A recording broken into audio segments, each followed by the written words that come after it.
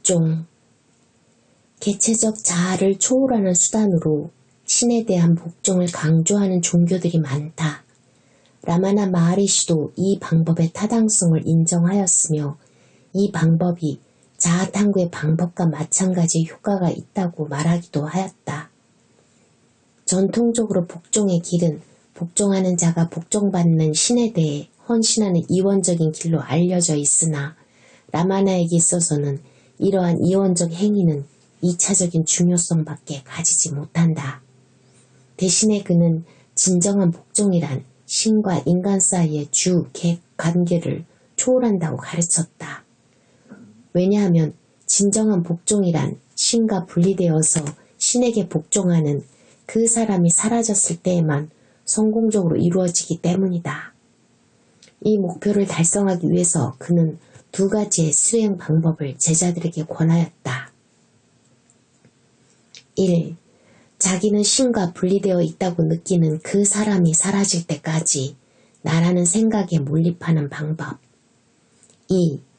자기 일생의 모든 책임을 완전히 신 또는 진화에게 맡겨버리는 방법. 이러한 자아복종이 효과적으로 이루어지기 위해서는 자기 자신의 의지나 욕망을 갖지 않아야 하며 신과 따로 떨어져서 독립적으로 행위할 수 있는 개체적 자아가 실제한다는 생각으로부터 완전히 벗어나야 한다.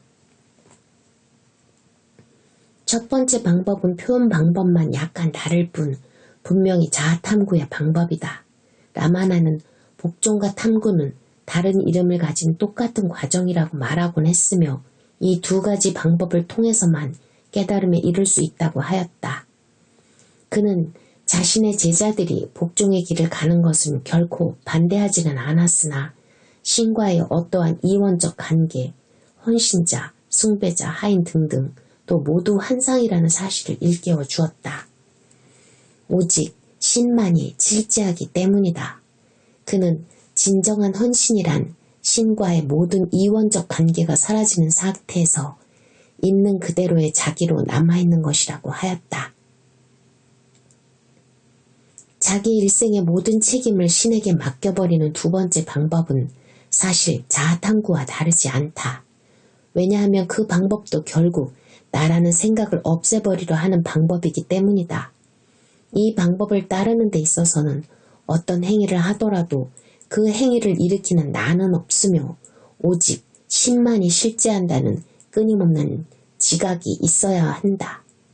또한 어떤 생각이나 행위에 대한 책임을 자기가 지려고 한다는 사실을 알아차리면 바로 그 순간 그 마음을 거두어 들여서 신 안에 고정시켜야만 한다. 이는 자아탐구의 과정에서 자신에 대한 주시를 놓쳤음을 알아채는 순간 새롭게 주의를 환기하는 것과 유사하다. 결국 두 방법 모두 목표는 나라는 생각을 고립시켜서 그 생각을 근원적으로 없애려는 데 있다. 라마나는 신에 대한 자발적이고 완전한 자아 복종이 대부분의 사람들에게 불가능한 목표라는 사실을 인정하고 이 길을 가려고 하는 제자들에게는 자아탐구의 방법에서와는 달리 우선 예비적인 훈련을 하도록 충고하였다. 이 예비적인 훈련이란 신이나 스승의 이름을 계속 외우거나 또는 형상을 마음속으로 그림으로써 신이나 스승에 대해 명상하는 방법이다. 그는 사랑과 헌신의 자세로 규칙적으로 이 훈련을 하면 마음이 자연히 명상하는 대상 속으로 흡수된다고 말하였다. 일단 이렇게 되면 완전한 복종이 훨씬 쉬워진다. 끊임없이 신에 대해 명상하고 있으면 마음이 다른 대상과는 동일시되지 않고 오직 신만이 실제한다는 신념이 강화된다. 또한 이 훈련은 신으로부터 힘과 은총이 흐르게 하여 나라는 생각의 힘을 약화시키고 바사나를 파괴한다. 결국 나라는 생각이 상당히 감소되며 조금만 자아를 주시하면 그 나라는 생각이 일시적으로 가슴속으로 가라앉도록 할 수 있다. 자아탐구에 있어서와 마찬가지로 궁극적인 깨달음은 신의 힘에 의해 자동적으로 이루어진다. 밖으로 향하려는 마음의 습성들이 거듭되는 실체에 대한 체험 속으로 용해되면 신이 나라는 생각의 흔적들을 완전히 없애버려 다시는 일어나지 않도록 한다. 이런 현상은 전혀 아무런 조건 없이 자아복종이 이루어질 때에만 가능하다. 어떤 영광을 위해서나 깨달음에 대한 욕망으로서 자아복종을 한다면 그것은 부분적인 복종일 수밖에 없으며 나라는 생각이 교묘하게 변형된 모습에 불과하다. 무조건적인 복종이란 무엇입니까? 무조건적으로 복종하게 되면 질문하는 자가 사라질 것이다. 깨달음으로 가는 길에는 두 가지가 있다. 나라는 근본적인 생각에 몰입함으로써 모든 생각들이 사라지도록 하는 것이 그 중 하나이고, 더 큰 힘에게 무조건적으로 복종하는 것이 다른 하나이다. 전체적이고 완전한 복종을 하기 위해서는 자유나 신에 대해서조차도 욕망을 갖지 않아야 합니까? 완전한 복종을 하기 위해서는 그대 자신의 욕망이 전혀 없어야 한다. 그대는 신이 주는 것이면 무엇에나 만족해야 하는데, 이 말은 곧 그대 자신의 욕망이 전혀 없어야 한다는 의미다. 저에게는 그 방법이 맞는 것 같습니다. 어떻게 하면 완전한 복종에 이룰 수 있는지 그 과정을 알고 싶습니다. 두 가지 길이 있다. 하나는 나의 근원을 찾아 그 근원 속으로 몰입하는 길이고, 다른 하나는 나는 내 힘으로 어찌할 수가 없고 신만이 전능하기 때문에 내 자신을 그에게 완전히 던질 수밖에 없다라고 느끼는 길이다. 이 두 번째 길을 가다 보면 오직 신만이 실제하며 에고는 아무것도 아니라는 확신이 점차로 강해진다. 결국 이 두 가지 길은 같은 목표에 이르게 한다. 완전한 복종은 지혜 또는 자유의 다른 이름이다. 저에게는 복종의 길이 더 쉬운 듯 합니다. 저는 그 길로 가고 싶습니다. 그대가 어떤 길을 가더라도 그대는 유일한 실체 안에서 그대 자신을 잊어버려야만 한다. 복종이 완전해지려면 그대는 신만이 모든 것이라는 단계에 도달해야 한다. 그 상태는 지혜를 통해서 도달한 상태와 다르지 않다. 복종의 길은 쉬운 것처럼 보인다. 왜냐하면 사람들은 나는 복종한다 라고 말하면서 자신들의 짐을 신에게 맡겨놓고 나면 자신들이 하고 싶은 대로 자유롭게 할 수 있으리라고 생각하기 때문이다. 그러나 사실은 그대가 복종한 다음에 그대에게는 좋아함도 싫어함도 있어서는 안 된다. 그대의 의지는 전혀 없어야 하며 신의 의지가 그 자리를 대신해야 한다. 이러한 과정을 통해 에고가 사라진 상태는 지혜의 길을 통해 도달하는 상태와 다르지 않다. 따라서 어떤 길을 가더라도 그대는 결국 실체에 도달해야 한다. 에고를 없애는 가장 좋은 방법은 무엇입니까? 각자에게 가장 쉽게 보이고 가장 가슴에 와닿는 방법이 가장 좋은 방법이다. 모든 길은 결국 에고가 진화 속으로 사라져버린 똑같은 상태에 이르게 한다. 신은 구도자가 구도의 길을 갈 수 있는 능력을 키워주지는 않습니까? 그것은 신에게 맡겨라. 무조건적으로 신에게 복종하라. 둘 중에 한 길을 가야 한다. 그대가 자신의 무능력을 인정하고 더 큰 힘이 그대를 도와주기를 바란다면 복종하라. 아니면 불행의 뿌리를 찾아 내면으로 들어가서 진화 속으로 몰입하라. 어떤 길을 가든지 그대는 불행으로부터 벗어날 것이다. 신은 복종한 사람을 결코 저버리지 않는다. 복종한 다음에도 마음이 산란한 이유는 무엇입니까? 그 질문을 하는 마음은 복종한 마음인가? 세상을 살아가는 저희들로서는 저희들 앞에 닥치는 여러 가지 괴로움을 어떻게 극복해야 될지 모르는 때가 많습니다. 그래서 신에게 기도를 드리지만 여전히 괴로움은 남아있습니다. 어떻게 해야 합니까? 신을 완전히 믿어라. 복종합니다. 그러나 아무런 도움도 받지 못합니다.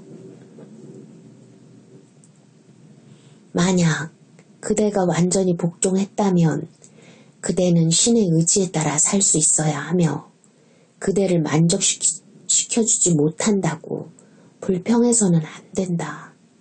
겉으로 보이는 것과는 다른 결과를 낳는 상황도 있다. 때로는 괴로움이 인간을 신에 대한 믿음으로 이끌기도 한다. 그러나 저희들은 세속적인 생활인들입니다. 저희들에게는 처자식들이 있고 친구가 있으며 친척이 있습니다. 저희들은 그들의 존재를 무시할 수 없고 또 저희들 각자의 개인적인 부분을 남겨놓지 않은 채 완전히 신의 뜻에만 맡겨버릴 수는 없습니다. 그대는 아직 그대가 말한 것처럼 복종하고 있지 않다. 그대는 신을 신뢰해야 한다. 신에게 복종하라. 그리고 신이 나타나든 사라지든 그의 의지에 따라서 살아가라. 그가 기뻐할 때까지 기다려라. 그대가 바라는 대로 해달라고 신에게 부탁한다면 그것은 복종이 아니라 명령이다. 그로 하여금 그대에게 복종하도록 할 수는 없다. 그런데도 그대는 복종했다고 생각하고 있다. 신은 무엇이 최선인지를 알고 있고 언제 어떻게 해야 할지를 알고 있다. 그에게 전적으로 모든 것을 맡겨라. 그러면 그대의 짐은 모두 그의 것이 된다. 그대에게는 더 이상 아무런 걱정도 없다. 그대의 모든 걱정은 이제 그의 것이다. 이것이 바로 복종이며 이것이 바로 헌신이다. 아니면 그러한 질문들이 누구에게 일어나는지 탐구해보라. 가슴속으로 깊이 들어가 진화로서 남아라. 진지한 구도자에게는 이 두 길 중에 하나가 열려있다. 복종은 불가능한 것 같습니다. 그렇다. 처음에는 완전한 복종이 불가능하다. 그러나 누구에게나 부분적인 복종은 가능하며 시간이 지남에 따라 완전한 복종을 향해 나아가게 될 것이다. 만약 복종이 전혀 불가능하다면 어떻게 될까? 그렇다면 마음의 평화란 있을 수 없다. 그대는 그것을 만들어낼 수 없다. 마음의 평화는 오직 복종을 통해서만 가능하다. 복종만으로 진화 이룰 수 있습니까? 복종만으로 충분하다. 복종이란 자기 존재의 근원을 향하여 자기 자신을 포기하는 것이다. 그대 자신의 근원이 그대의 밖에 있는 어떤 신이라는 망상에 빠지지 말라. 그대의 근원은 그대 내면에 있다. 그 근원을 향하여 스스로를 포기하라. 이 말은 곧 그 근원을 찾아서 그 안에 몰입해야 한다는 의미다.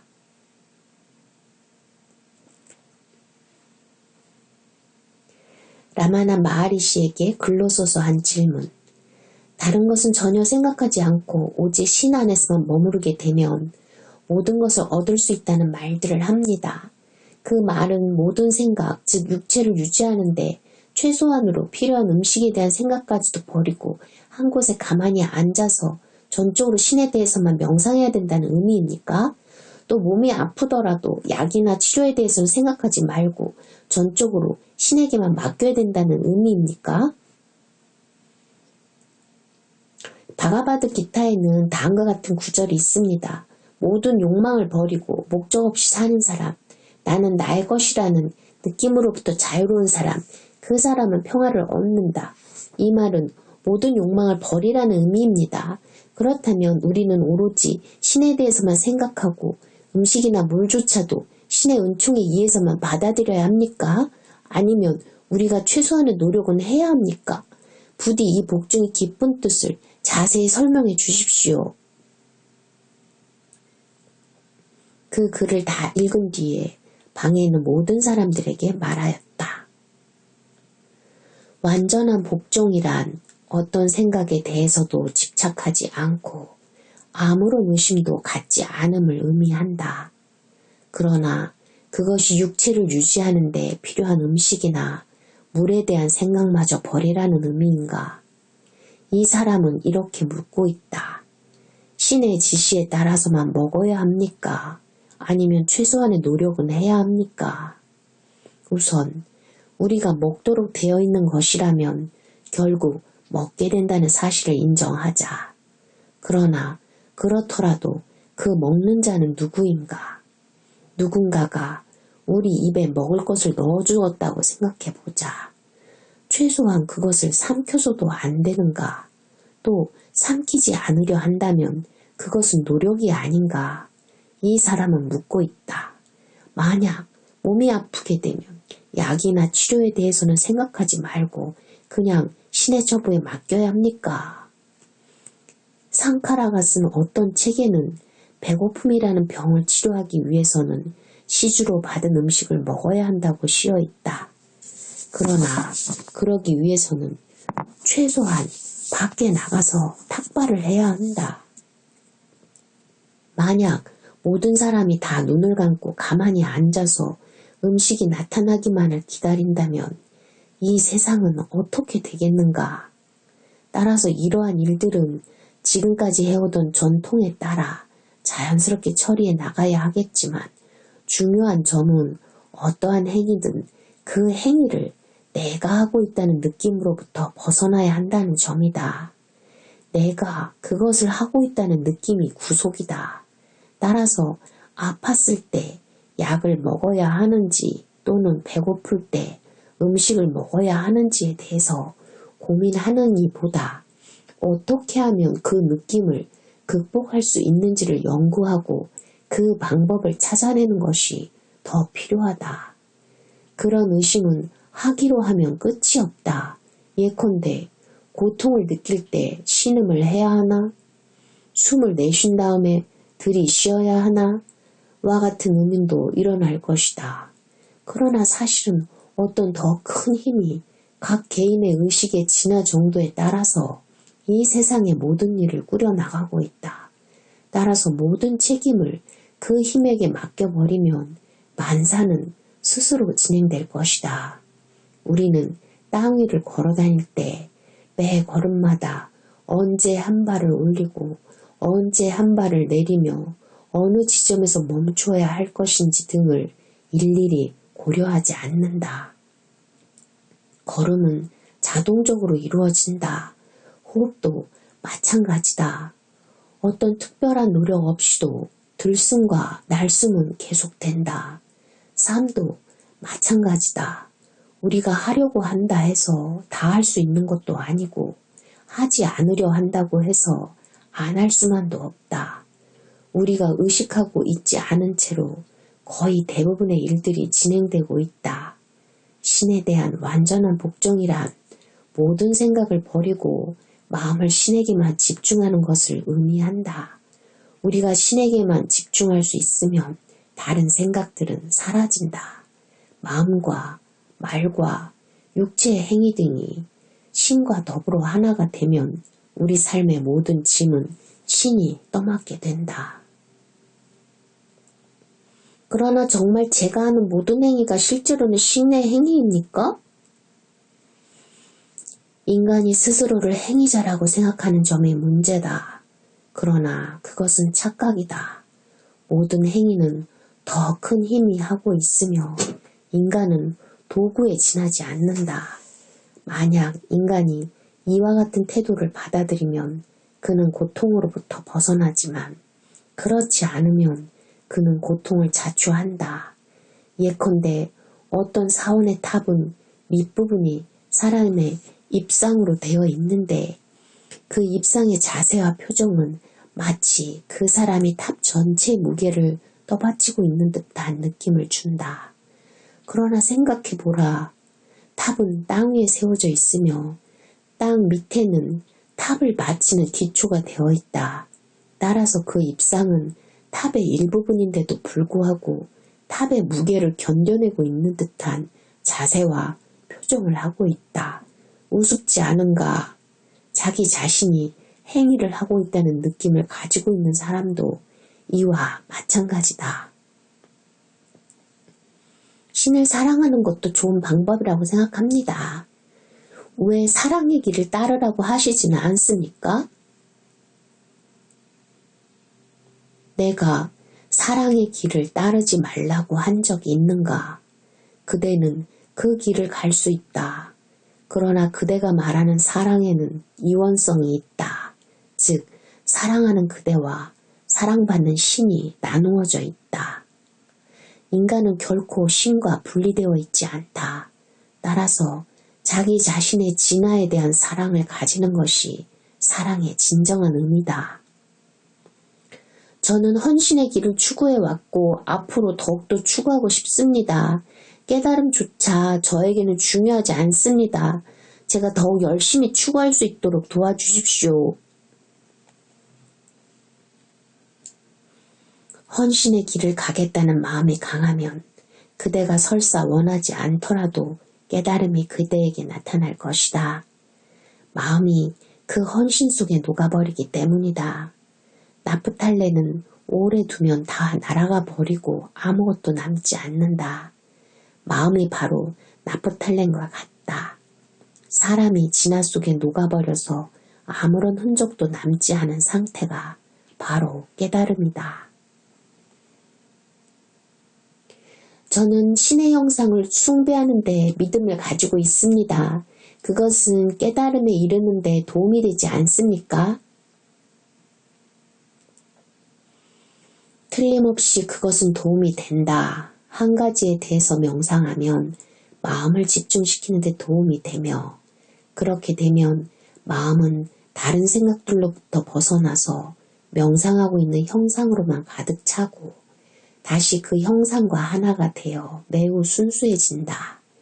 그때 그 형상을 숭배하는 자가 누구인지 생각해보라. 그러면 거기에 대한 대답은 나, 즉 진화다. 이렇게 해서 결국 진화에 이르게 된다. 가장 좋은 숭배는 생각 없는 생각으로 형태없는 실체를 숭배하는 것이지만 이와 같은 숭배에 익숙하지 못할 때는 형상을 숭배하는 것도 도움이 된다. 형태없는 실체에 대한 숭배는 에고의 형태에서 벗어난 사람들에게만 가능하다. 에고의 형태를 가지고 있는 사람들이 하는 숭배는 사실은 모두 형상을 숭배하는 것과 마찬가지다. 신을 찬양하는 노래를 부르면서 세상을 떠돌아다녀도 목표에 도달할 수 있습니까? 아니면 한 장소에만 머물러 있어야 합니까? 어디를 다니더라도 마음을 한 곳에 집중시키는 것이 중요하다.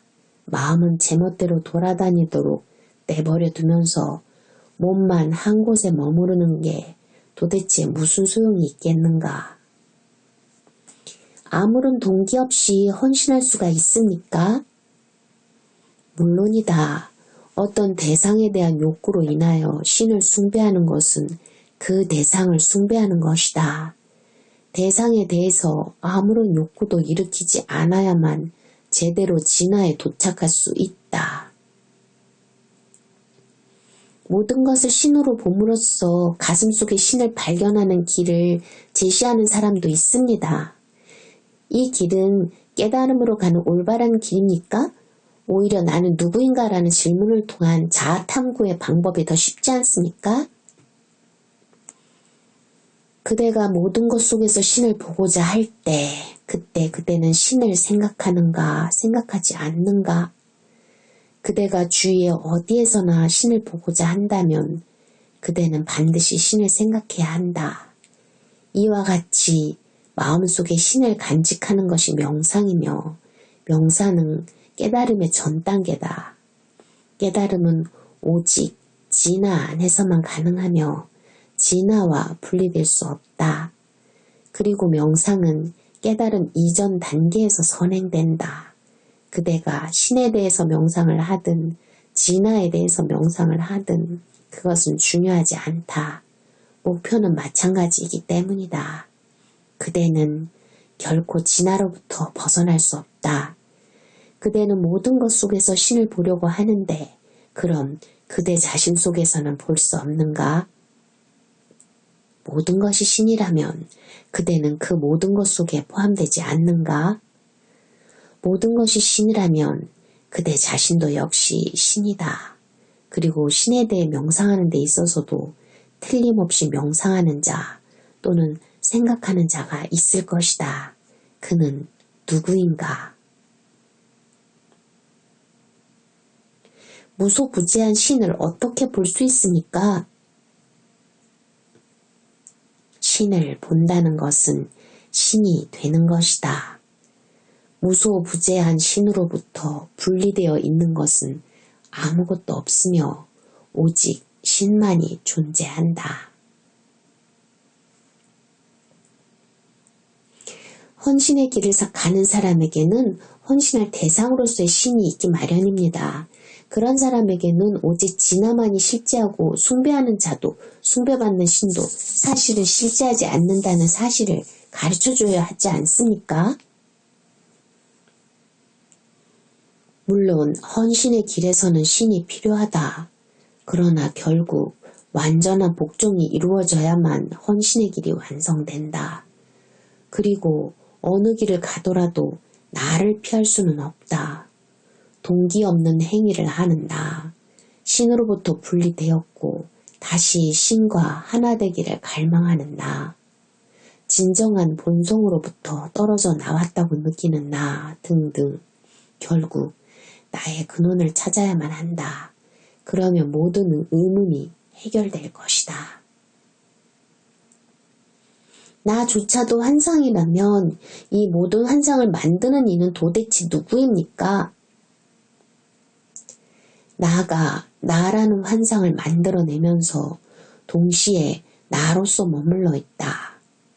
이는 깨달음의 이유 배반이지만 깨달은 사람에게는 아무런 모순도 일으키지 않는다. 헌신의 경우를 생각해보자.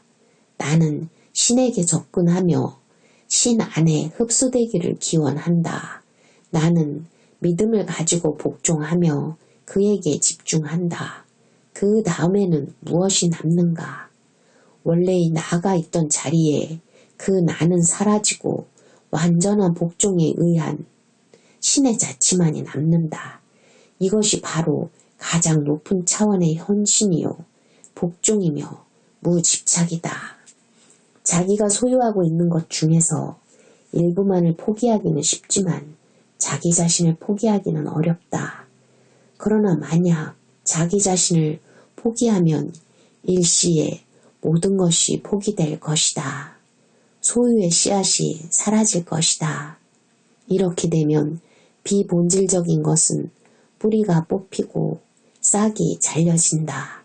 이를 위해서는 철저하게 냉정해져야 하며 마치 물에 빠진 사람이 숨이 막혀 수면 위로 떠오르려고 발버둥 칠 때와 같은 맹렬함이 있어야 한다. 네, 이번 복종 편에서는 두 가지의 길을 제시했지요.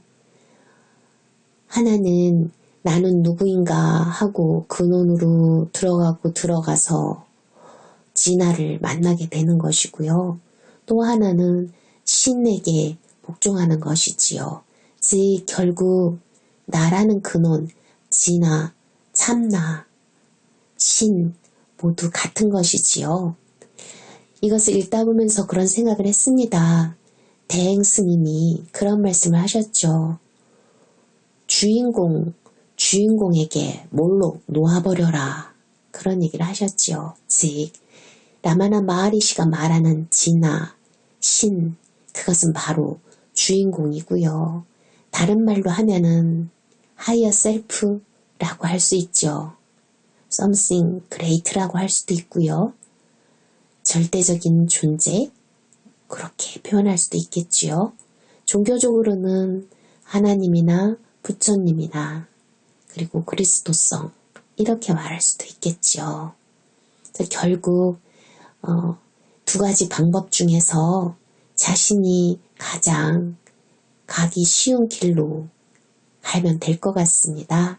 어찌됐든 완전한 복종, 그 나라는 자리에 신이 들어설 수 있게끔 그렇게 헌신, 완전한 복종을 나마라 마하리시는 말하고 있죠. 우리가 흔히 생각하는 내 나라는 존재, 바깥의 대상으로서의 신이 아닌 것이지요. 나의 근원, 내 안으로 깊이 들어가서 만나는 신성이겠지요. 자, 오늘 복종을 읽어드렸고 다음번에 가르침을 또 계속해서 읽어보도록 하겠습니다. 들어주셔서 감사합니다.